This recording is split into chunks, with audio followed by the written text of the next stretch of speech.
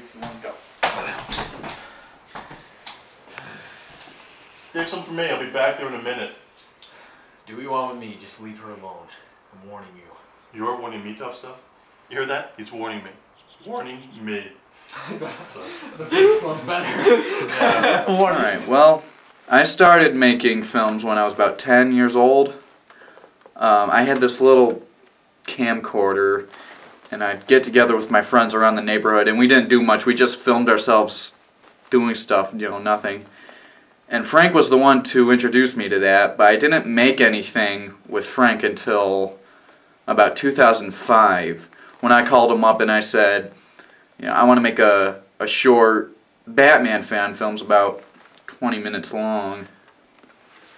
And he said I was nuts.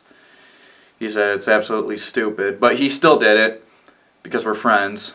And that movie never saw the light of day, but what it did was it got our imaginations going, and we said after that, well, you know, we tried Batman, maybe going for Superman next. So that led to making a 2-part film called Legends of Superman, which we filmed at the same time. And that was the first movie we were able to stream on the internet. And once we did that, it was like sky's the limit. We went on to doing a Halloween, you know, Michael Myers film. Then it was, you know, going from Ace Ventura to Freddy Krueger. We just hit them all. We're friends. We don't need weapons. So jump a few years down the road. We were sitting around trying to come up with new fan films we could make, and we came up with Rapid Fire 2, a sequel to a Brandon Lee film.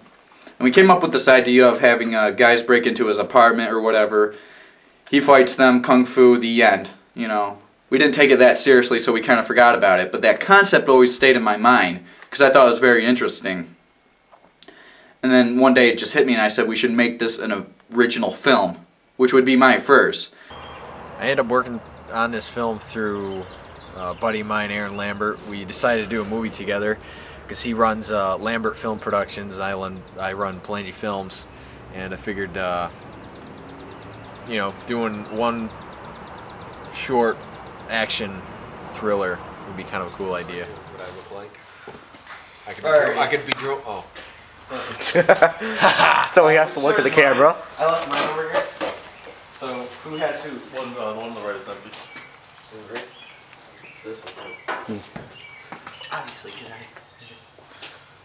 I got it. Are you still filming? I got kicked in the nuts twice. You're on screen for. You want to make it 3? Shut up. 45 seconds? I'm just joking with you. For a minute. Probably 45 you're on screen for. Who, me? Oh, yeah. I want to get a little more, but it's only so long. It's only Dude, 10 unless you're minutes. the whole thing is, dude, unless you're Roger Corman, you're not technically. You're not gonna get all this stuff done in one day.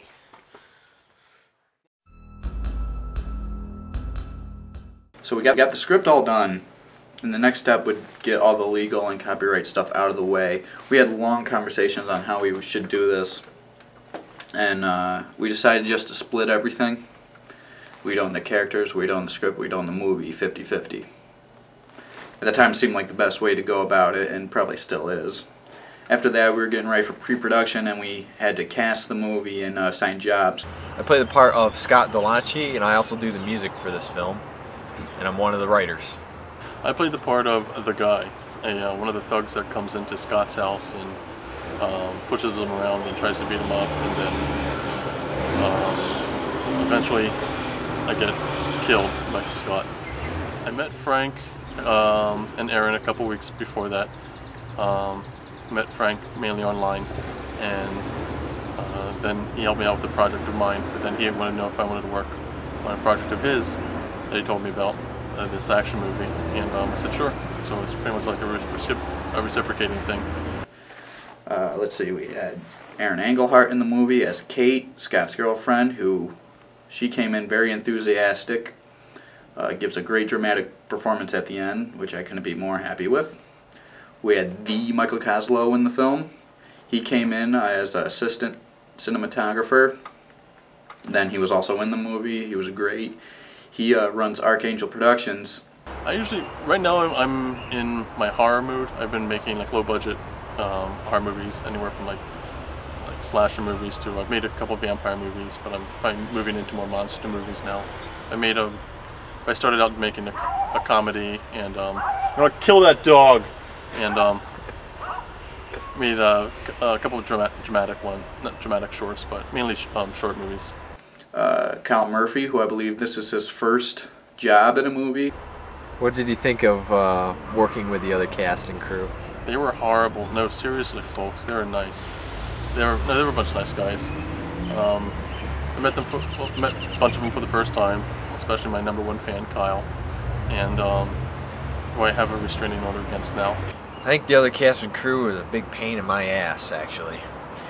They caused trouble, they beat me up. Kyle hit me with a piece of wood 4 times.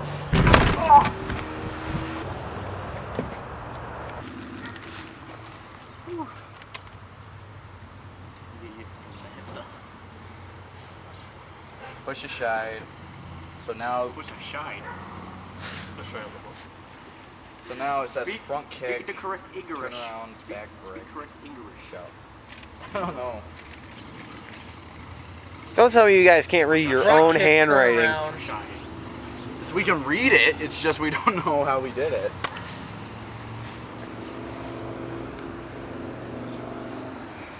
So I front kick the guy in front towards the side, or I side kick him. I turn around, I'm supposed to get hit in the back. I like the fighting, but the day after, I was so sore. Actually, the 2 or 3 days after, I was really sore. But I thought it went pretty smooth. There wasn't too many problems, and yeah, I enjoyed it most part. I mean, I got to hit everyone else, so that was kind of cool. Ready for this? This is how professional we were. This is what we went on when we were filming the fighting. This has all the fight choreography on it. First goon jumps down, front kick. Second goon turn around, punch. This is what we went by. Piece of film history there.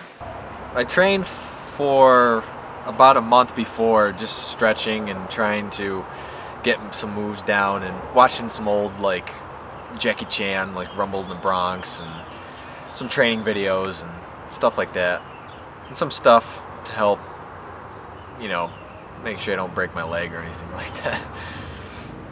We pretty much just I just choreographed my stuff with the guys that day when we got there, but pretty much just, like I said, just choreographed when we got there and just went scene by scene and blocked out everything. So it was really fun to do. Frank and Dave are morons. We had this choreographed scene where Frank has a stick, he throws it to Dave, Dave catches it, then he hits Dave in the face and the stick bounces up into Frank's hands. And it took them 12 takes just to get it right. Very frustrating.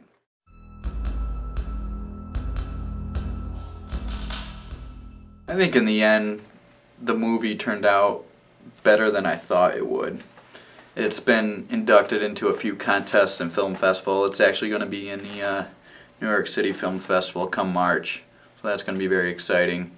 It's got its own movie database page on the internet. And as far as Escalation goes, there is plans for a full-length remake. I would certainly appear in a full-length remake. I would certainly write a full-length remake. I would certainly want to do a full-length remake. Absolutely. As long as I get my own trailer and Kyle is my little slave. Well, I can't say little, there's nothing little about Kyle. And just for me, working on the movie and making the movie and working with the people on the movie, it's been a all-around fulfilling experience.